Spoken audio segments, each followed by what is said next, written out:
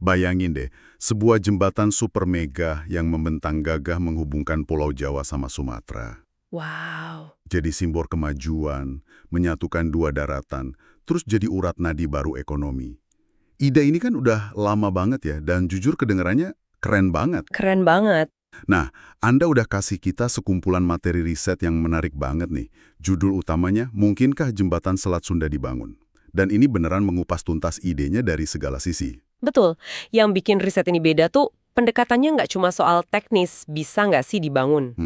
Tapi jauh lebih dalam lagi, mereka bertanya, perlu nggak sih? Dan yang paling penting, aman nggak sih? Ini yang bikin pembahasannya jadi komprehensif. Betul. Jadi mari kita bedah bareng-bareng. Apa jembatan Selat Sunda ini beneran terobosan jenius atau jangan-jangan cuma ambisi raksasa yang pertaruhannya terlalu besar? Pertaruhan yang sangat besar. Kita bakal coba lihat dari kacamata geografi, geologi, teknik sipil, sampai kebutuhannya dari sisi transportasi. Dan yang unik, kesimpulan kasarnya udah dikasih di depan. Oh iya. Secara teknologi, jembatan ini mungkin dibangun. Tapi ada tapinya yang gede banget. Oke, ayo kita bongkar satu persatu. Siap. Kita mulai dari panggungnya dulu kali ya. Tempat jembatan ini mau berdiri. Selat Sunda. Oke. Posisinya kan persis antara Anyer Merak di Jawa sama Bakauheni di Sumatera. Dari data yang Anda kasih, ada beberapa fakta geografis yang penting banget. Lebarnya itu sekitar 24-30 km. Itu jauh sekali. Jauh banget ya, bukan sekedar nyebrang sungai. Jauh sekali. Dan bukan cuma soal jarak. Yang harus kita pahami, Selat Sunda ini bukan cuma perairan pemisah biasa. Riset ini menggambarkannya sebagai 3 hal sekaligus. 3 hal. Pertama, ini koridor pelayaran global yang super sibuk. Kedua, ini zona transisi tektonik aktif. Ketiga, ini semacam penyangga bencana alami. Jadi, membangun struktur permanen dan masif di situ bukan cuma soal menancapkan tiang. Wah, tunggu. Maksudnya penyangga bencana alami itu gimana? Gini, maksudnya sistem arus di sana, bentuk dasar lautnya, itu semua bagian dari keseimbangan alam. Oke. Keseimbangan yang udah terbentuk ribuan tahun untuk meredam dan menyalurkan energi laut. Kalau kita bangun struktur raksasa permanen di tengahnya, kita secara fundamental mengubah sistem itu. Mengubah total ya? Total. Kita bisa mengubah pola arus, mengubah cara sedimen mengendap di dasar laut, yang ujung-ujungnya bisa berdampak ke ekosistem pesisir di kedua pulau. Jadi ada konsekuensi ekologis yang serius banget di baliknya. Oke, paham. Jadi kita mau membangun sesuatu yang luar biasa besar di lokasi yang super aktif dan dinamis, baik di atas maupun di bawah air. Tepat. Nah, secara teknis, gimana para insinyur ngebayanginnya?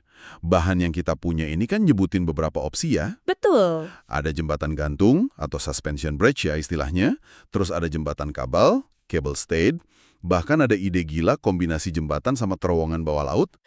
Iya, itu ide yang paling liar. Ini kedengerannya udah kayak proyek-proyek rekayasa paling ambisius di dunia. Dan memang tingkat kesulitannya setara dengan itu, bahkan mungkin lebih. Kalau kita lihat gambaran besarnya, tantangan rekayasanya itu berlapis-lapis. Lapisannya apa aja tuh? 1. Jembatan ini harus melintasi laut yang dalam. 2. Harus tahan menghadapi angin kencang dan arus laut yang kuat secara konstan, setiap hari, setiap jam. Non-stop ya berarti? Non-stop. Tapi tantangan terbesarnya, dan ini yang paling ditekankan dalam analisisnya, adalah pilar-pilar raksasa ini harus ditancapkan di dasar laut yang bukan sembarang dasar laut. Tapi Zona gempa super aktif. saya jadi penasaran, di dunia kan ada jembatan-jembatan ikonik lain yang juga menghadapi tantangan alam. Saya langsung kepikiran jembatan Akashi Kaikyo di Jepang, Ya. yang juga di zona gempa. Betul, Akashi Kaikyo. Atau jembatan Øresund yang menghubungkan Denmark sama Swedia. Apa sih yang bikin Selat Sunda ini jadi kasus yang jauh lebih ekstrim dibanding contoh-contoh tadi? Pertanyaan bagus banget, dan untungnya analisis yang kita punya ini ngasih perbandingan yang sangat jitu. Oke. Jembatan Akashi Kaikyo di Jepang, betul dibangun di zona gempa. Tapi lokasinya nggak berada persis di sebelah gunung api superaktif yang lagi tumbuh. Oke. Sementara itu, jembatan Øresund walaupun melintasi laut, dibangun di wilayah yang geologinya sangat stabil. Adem ayem lah istilahnya. Jadi bedanya di gunung apinya ya? Bukan cuma itu, Selat Sunda ini bisa dibilang paket komplit. Paket komplit gimana tuh? 3 ancaman maut sekaligus dalam satu lokasi. 3. Pertama, ada potensi gempa dahsyat dari zona subduksi lempeng. Kedua, ada ancaman tsunami yang bisa dipicu entah oleh gempa atau letusan. Dan ketiga, ada kehadiran gunung api aktif anak Krakatau persis di tengah-tengah selat. Di tengah-tengah persis ya? Kombinasi tiga-tiganya ini yang nggak ada padanannya di proyek jembatan besar manapun di dunia. Makanya dokumen ini pakai kata ekstrim. Dan itu bukan buat gaya-gayaan. Oke, tadi kan udah disinggung soal zona transisi tektonik dan gunung api. Jujur, ini bagian yang paling bikin merinding dari semua bahan yang Anda kasih. Iya. Coba kita dalami deh, soal geologinya, yang katanya jadi aspek paling kritis dari semua ini. Posisinya kan pas di zona subduksi, tempat lempeng Indo-Australia nyusup ke bawah lempeng Eurasia. Tepat. Ini kayak mau bangun rumah di atas panggung yang terus-terusan goyang. Persis. Dan kita nggak bisa tutup mata sama sejarah geologis yang brutal di area itu. Ini jadi pertanyaan penting. Apa kita mau belajar dari sejarah? Riset ini ngingetin kita sama 2 peristiwa dahsyat. Pertama, letusan Krakatau tahun 1883.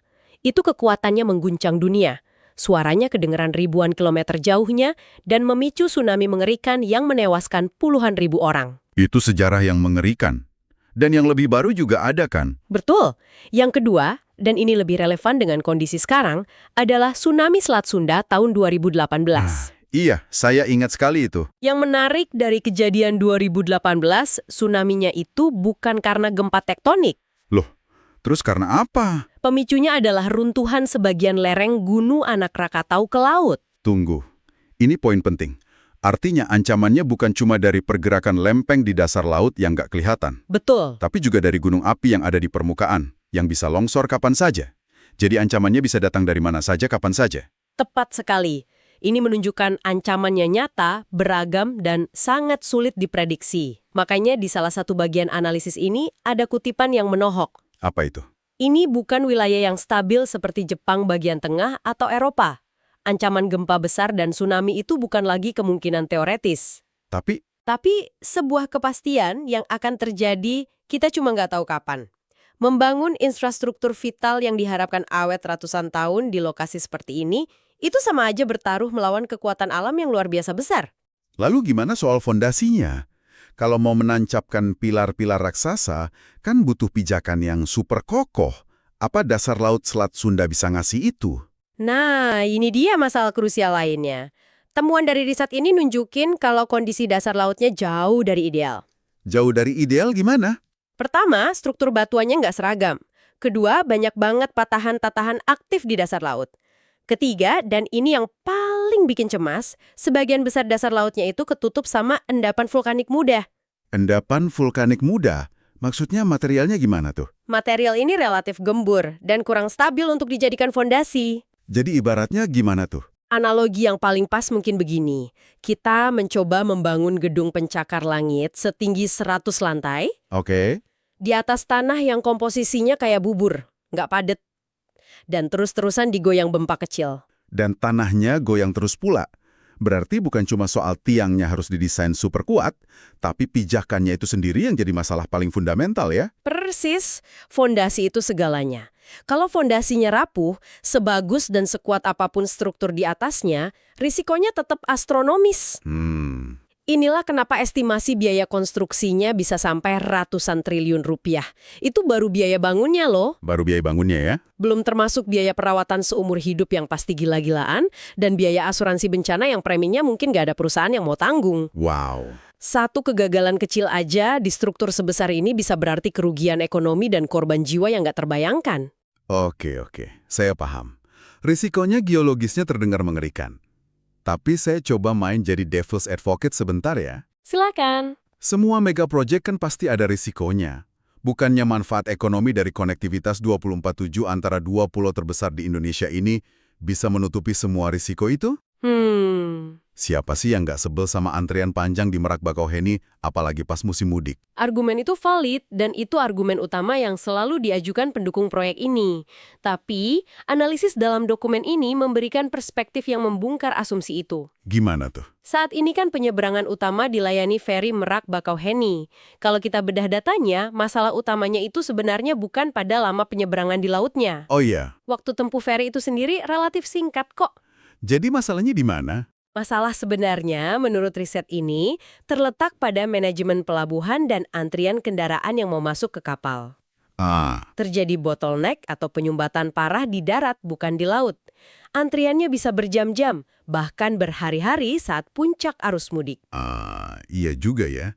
Siapapun yang pernah kejebak antrian di Merak pas musim mudik pasti paham banget maksudnya. Masalahnya bukan di atas kapalnya. Bukan. Tapi nunggu bisa masuk ke kapalnya itu loh yang jadi siksaan. Tapi secara teori, jembatan akan jadi solusi instan untuk itu kan? Secara teori iya, Akses 24 jam, nggak perlu antri, nggak terpengaruh cuaca. betul, tapi jembatan juga punya kelemahan fatalnya sendiri. Apa itu? Fleksibilitasnya rendah. Kalau ada peringatan dini gempa atau tsunami, protokol keselamatan mengharuskan jembatan itu ditutup total untuk semua lalu lintas. Ditutup total. Total. Coba bayangkan ribuan kendaraan terjebak di tengah-tengah jembatan sepanjang 30 km saat evakuasi darurat. Wah, itu mengerikan. Ini membuatnya jauh lebih kaku dibanding sistem feri, di mana kapal-kapal bisa diperintahkan untuk tidak berlayar atau segera kembali ke pelabuhan. Belum lagi risiko kecelakaan massal di atas jembatan, penanganannya akan jauh lebih rumit daripada di jalan tol biasa. Oke, tapi bukankah solusi-solusi untuk pelabuhan itu cuma kayak tambal sulam ya? Apa nggak lebih baik punya satu solusi permanen yang visioner seperti jembatan? Nah, disinilah analisisnya jadi sangat menarik. Dokumen ini berargumen bahwa solusi-solusi yang mungkin terlihat seperti tambal sulam itu sebenarnya adalah solusi yang lebih tangguh, lebih fleksibel, dan jauh lebih rasional. Lebih rasional ya? Jauh lebih rasional dari sisi biaya dan risiko. Analisis ini tidak cuma mengkritik, tapi juga nawarin alternatif. Apa aja tuh alternatifnya? Ada beberapa. Pertama, modernisasi pelabuhan yang sudah ada di Merak dan Bakauheni untuk meningkatkan kapasitas dan efisiensi bongkar muat. Oke. Kedua, pengadaan armada feri cepat atau fast ferry yang bisa memangkas waktu tempuh secara signifikan. Ketiga, penerapan sistem manajemen logistik yang lebih canggih, misalnya dengan sistem tiket online dan jadwal kedatangan truk yang diatur ketat untuk menghindari penumpukan. Dan keempat, pengembangan pelabuhan-pelabuhan penyangga di titik lain. Untuk memecah kepadatan ya? Betul, di Banten dan Lampung. Jadi intinya masalah yang ada lebih bersifat operasional dan manajerial. Yang solusinya nggak harus berupa infrastruktur fisik semahal dan semberisiko jembatan, begitu ya? Tepat. Masalahnya ada di sistemnya, bukan di ketiadaan jembatan. Dan memperbaiki sistem itu biayanya jauh lebih murah dan risikonya jauh lebih kecil. Jadi setelah kita lihat dari 4 sudut pandang yang berbeda, geografi, geologi, teknik, dan transportasi, kalau kita tarik benang merahnya, kesimpulan akhirnya gimana? Kesimpulannya jadi, Rasanya kok makin jelas ya gambaran besarnya? gambaran besarnya jadi sangat jelas. Kalau kita rangkum temuan dari analisis ini. Secara geografi, lokasinya kurang ideal karena mengganggu sistem alamiah yang penting. Oke. Secara geologi, risikonya sangat tinggi, mungkin yang tertinggi di dunia untuk proyek sejenis ini. Wow. Secara teknik sipil bisa dibangun, tapi level kesulitannya ekstrim dan biayanya luar biasa mahal. Dan yang paling mengejutkan, dari sisi transportasi, ternyata kebutuhannya nggak mendesak-desak amat. Karena ada alternatif solusi yang jauh lebih aman, murah, dan bisa diimplementasikan lebih cepat. Benar. Jadi vonis akhir dari dokumen ini sangat tegas dan jelas. Apa vonisnya? Jembatan Saat Sunda, secara ilmiah dan teknologi, mungkin untuk dibangun dengan mengerahkan semua sumber daya dan teknologi tercanggih. Mungkin ya. Namun, secara rasional, tidak direkomendasikan. Dan alasan utamanya karena risiko bencana yang ekstrim dan biaya yang luar biasa besar, itu ternyata nggak sebanding dengan manfaat yang mau dicapai. Tepat sekali. Apalagi manfaat itu bisa didapat dengan cara lain yang lebih masuk akal. Tepat. Solusi terbaik yang diusulkan oleh analisis ini adalah fokus memperkuat dan memodernisasi sistem transportasi laut yang sudah ada. Itu lebih cerdas, lebih aman, dan lebih berkelanjutan, bukan dengan membangun jembatan permanen yang seolah menantang takdir. Analisis ini benar-benar bikin kita sadar ya, betapa pentingnya sebuah ide besar, sebuah mega proyek, harus diuji secara kritis dari berbagai disiplin ilmu sebelum diputuskan. Betul. Ini bukan cuma soal gengsi atau bisa atau tidak kita membangunnya, tapi juga soal perlu atau tidak. Dan yang paling utama, aman atau tidak. Ini adalah studi kasus yang sempurna tentang bagaimana sains dan data seharusnya jadi fondasi utama dalam pengambilan keputusan infrastruktur skala besar. Bukan cuma sekedar ambisi politik atau mimpi besar tanpa perhitungan. Dan ini jadi bikin kita mikir lebih jauh ya, nggak cuma soal jembatan Selat Sunda aja. Kalau risiko dan manfaatnya ternyata begitu timpang, bagaimana seharusnya kita mengevaluasi ambisi-ambisi infrastruktur raksasa lainnya di negara kita yang kebetulan berdiri tegak di cincin api ini? Pertanyaan yang sangat krusial. Mungkin pertanyaan terpenting untuk setiap proyek besar ke depan bukanlah lagi bisakah kita membangunnya, melainkan haruskah kita membangunnya. Sebuah pertanyaan untuk Anda renungkan.